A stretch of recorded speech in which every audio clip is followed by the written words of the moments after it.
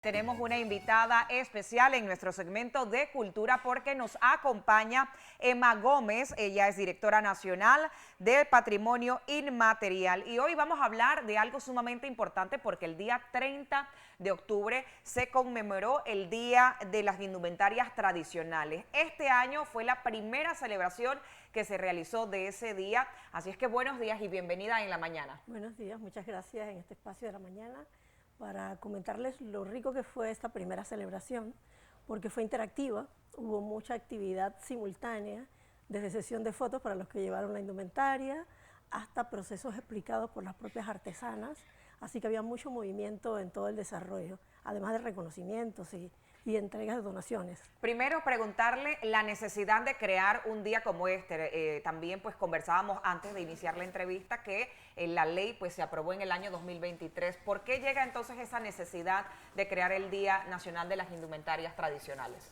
Se creó en el contexto de una ley que va mucho más allá. La ley 377 de indumentarias tradicionales declara todas las indumentarias tradicionales del país, sin excepción, en patrimonio cultural y inmaterial del país, con el objetivo de que todas sean reconocidas de la misma manera, sin superponer una a otra. Y dentro de esa misma ley, uno de los artículos declara el 30 de octubre como Día Nacional de las Indumentarias Tradicionales en honor a la antropóloga Reina Torres de Araúz, que es una de las grandes estudiosas de la diversidad cultural del país, que se ocupó de que aquellas que estaban invisibilizadas también se vieran junto con todas las expresiones, tanto las folclóricas como las indígenas y las afrodescendientes. Así que es un homenaje a ella y es un homenaje tremendo a las artesanas, puesto que varios de los artículos hablan del derecho colectivo, hablan de la protección de estos temas, incluso hablan de un grupo que curará las embajadas que salen del país hacia afuera, porque hay ocasiones en que se distorsionan algunas indumentarias y es importante darles capacitaciones, claro. No penalizar, no castigar, sino darles capacitaciones para que puedan proyectar hacia afuera la verdadera tradición del país. En nuestra indumentaria todo tiene su razón de ser. ¿Qué significan los colores y los diseños de nuestra indumentaria panameña? Has dicho algo importante, tiene una razón de ser, sin Sí. embargo evolucionan y a veces evolucionan en direcciones que unos grupos no están de acuerdo, otros tampoco, otros dicen por qué no una ley que penalice y que diga cómo se tiene que usar y que permanezca. ¿Por qué no hay una ley que diga eso? Es una ley más bien didáctica, de orientación y por supuesto de algunas recomendaciones que no deben ser. Porque las indumentarias tienen que evolucionar, han evolucionado en el tiempo, ustedes lo ven en las antiguas fotos, Claro. en las antiguas fotografías donde ven la pollera y de repente la ven hoy de otra manera. Y cada época quiere tomarle la fotografía y decir, esta es la verdadera y esta es así como debe ser. Y no es cierto, al final ha sido imposible.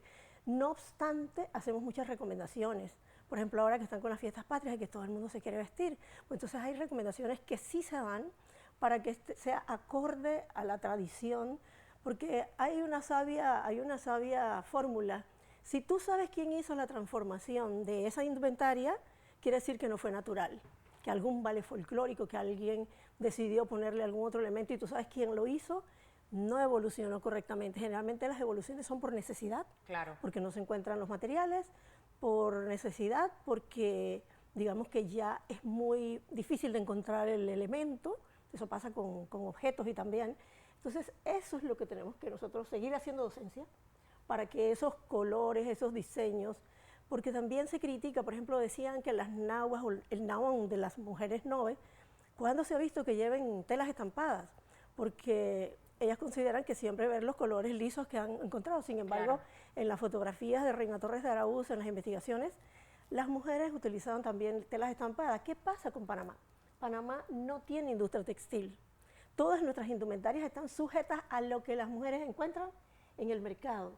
Por eso ustedes ven que las montunas van variando, claro, por eso ven que las polleras de la cultura Congo, por ejemplo, que algunos se escandalizan, digo, pero es que están trabajando, si la estructura se mantiene, ahí está la indumentaria.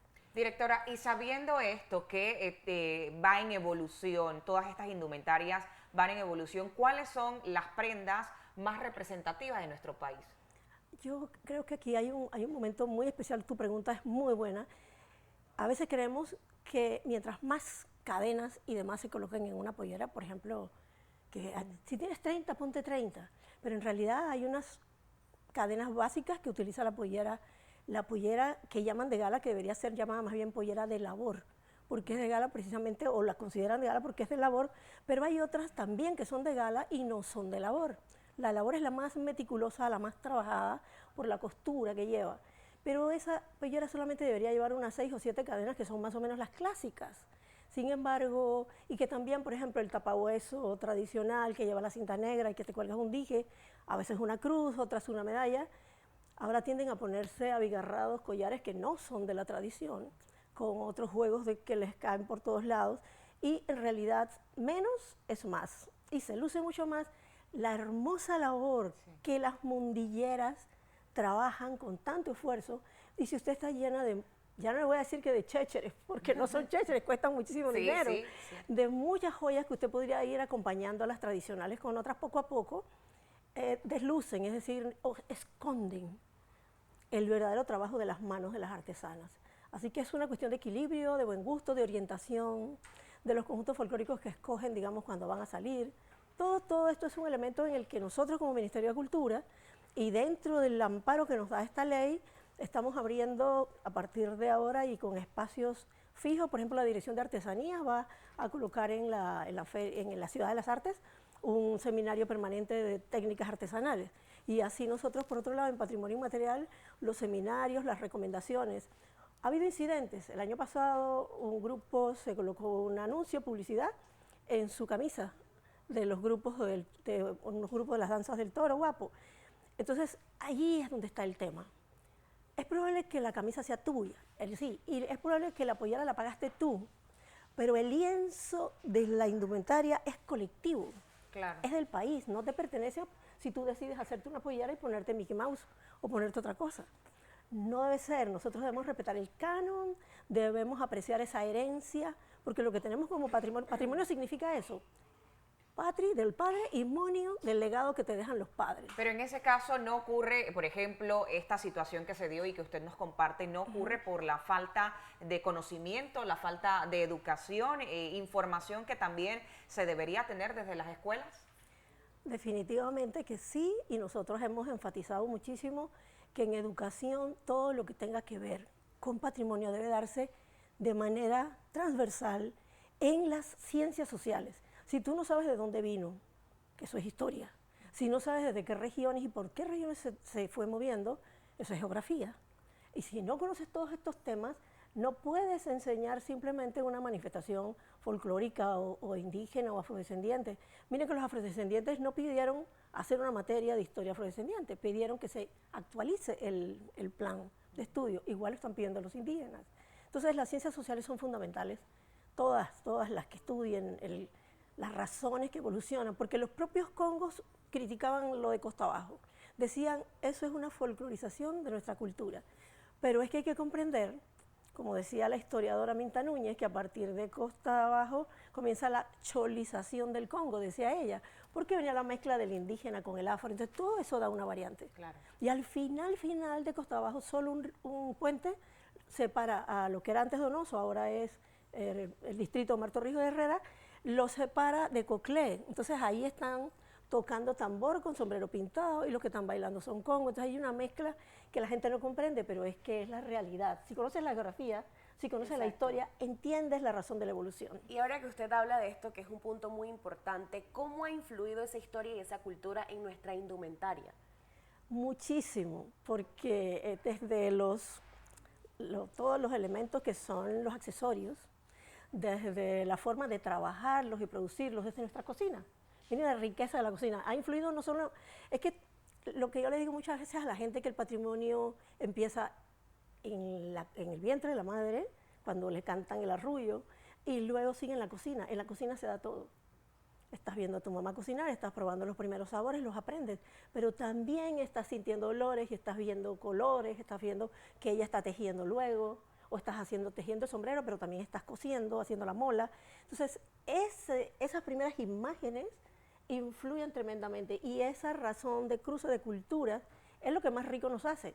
Por eso, en la ley se remarca que no hay vestido típico nacional en Panamá, hay vestidos en plural, vestidos típicos nacionales. Nuestro país tiene una indumentaria que si vemos en la Convención de 2003 de Diversidad Cultural, en el artículo 3 dice que ninguna cultura puede estar superpuesta sobre otra. Por lo tanto, el mismo valor patrimonial tiene una pollera de gala o una pollera que dicen de labores que una nahua o naón de las Noves, porque para esa familia, para esa cultura, esa es su indumentaria. Entonces no pueden hacer sentir menos al que no tiene una indumentaria que sea mucho más costosa que otra. Es decir, que no podemos catalogar de que exista una indumentaria específica porque hay muchas. Y de esas muchas, ¿cuáles son algunas de las que nos puede mencionar? Para comenzar, pues cada etnia o cada grupo cultural, todos pertenecemos a una etnia, tiene una representación. Y aquí en Panamá, nosotros encontramos que por lo general entre los Noves están las Naón o la Nahua, y esa de los Noves y los Uglé tienen algunas diferencias por región. También entonces dentro de la cultura de los cunas, de los cunadules, pues la mola fundamental con una serie de elementos. Si ustedes ven la indumentaria indígena, todo ha evolucionado con materiales nuevos, porque no tendrían que estar semidesnudos si vamos a presentarnos con la cultura que había. O los afrodescendientes que llegaron y tomaron algunos elementos de lo que hay acá y de lo que traían en su mente y que fueron, digamos que, reactivando. A mí me preguntan y uno queda así como asustado cuando te dicen, bueno, y las indumentarias afrodescendientes que están saliendo ahora con un montón de diseños y adornos y demás. Digo, miren, hay una indumentaria afrodescendiente de las distintas etapas en que han estado en Panamá y hay otra de reivindicación. En los años 60, 70 en Estados Unidos hubo un movimiento de buscar las raíces africanas.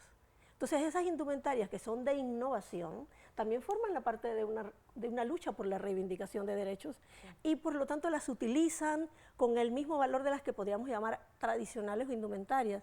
Hay que conocer, por eso digo, hay que conocer la historia. ¿Por qué razón están usando? No simplemente decir, eso no es de aquí, eso es un invento. Porque somos muy dados a criticar sin fundamento histórico, sin fundamento social y sobre todo que ellos den sus razones. Y en este caso, directora, estamos arrancando el mes de noviembre, el mes de la patria, y para esta época muchas personas pues participan de diferentes actividades, ya sea en los colegios, en las universidades, en las instituciones del Estado, en el sector privado, en las empresas.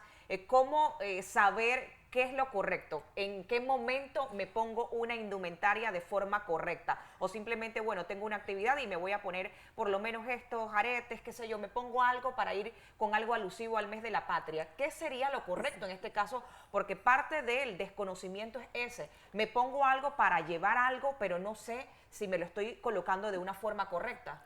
Muy buena pregunta. Parte de esa parte didáctica indica que tengamos mucho cuidado, mucho sentido común en la forma de utilizar las indumentarias. Acabamos de recibir un anuncio que nos enviaron donde una joven está empollerada, que suelen llevarlo a veces con sombrero algunos y luego acá unos tembleques, pero ese sombrero es plástico y lleva una cinta tricolor.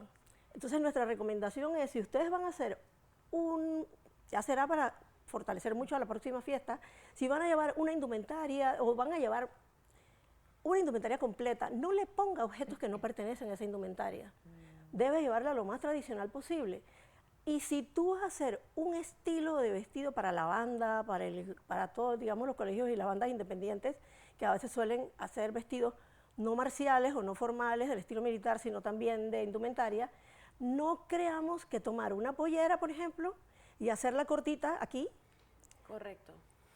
Ya es un vestido para ir al desfile. Eso es violentar el patrón, el esquema de lo que es la pollera tradicional. En todo caso, lo que se debe hacer es tomar un elemento, eso se llama diseño artesanal, para poder hacerte el vestido, que es una innovación, pero dentro de la estilización.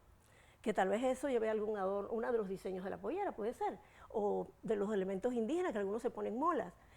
El collar o los sombreros que ustedes cargan ahora, que es un toque, digamos, de homenaje a alguno de los tipos de cultura. Y que por no recargarlo, y precisamente, que, por ejemplo, tú que llevas una camisa ahora, si te hubieras puesto una camisa de una montuna tradicional, no sería lo más recomendable, pero están las camisolas que sí han entrado en Panamá, que a veces dicen que vienen de México, otros muestran fotos antiguas, hay una gran discusión, pero está dentro de lo que se ha estilizado, de lo que se ha variado. Entonces, si tú ahora te pones tembleques y te pones esa montuna, pero te pones pantalones abajo, como que no va. Entonces hay que buscar ese equilibrio, los elementos, y sucede mucho porque en todo el país hay polleras regionales, montunas de todo tipo, riquísimo. Panamá tiene cientos y tantas indumentarias que a veces no conocemos, no catalogamos por provincias, y queremos que realmente esa lucha que vamos a estar haciendo no sea para pelearnos, es para que haya consenso. Tener el conocimiento de cuál es la utilización correcta de nuestra indumentaria, y creo que no hay forma más bonita de honrar este mes de la patria que seguir estas recomendaciones y hacer las cosas correctamente como deben ser. Y lo importante es que si tiene si tiene falta de información, si no tiene la información adecuada o correcta, hacer las consultas también. Por supuesto. Allá existen muchísimos canales de comunicación, también el Ministerio de Cultura pueden hacer todas las consultas en internet. Usted googlee, busque la información correcta, y si tiene alguna duda, pues llame a las personas también indicadas. Así es que para que usted pueda utilizar correctamente todas las indumentarias. Muchísimas gracias por acompañarnos el día de hoy. Emma Gómez, directora nacional de Patrimonio Inmaterial, hablándonos un poco acerca de las indumentarias tradicionales.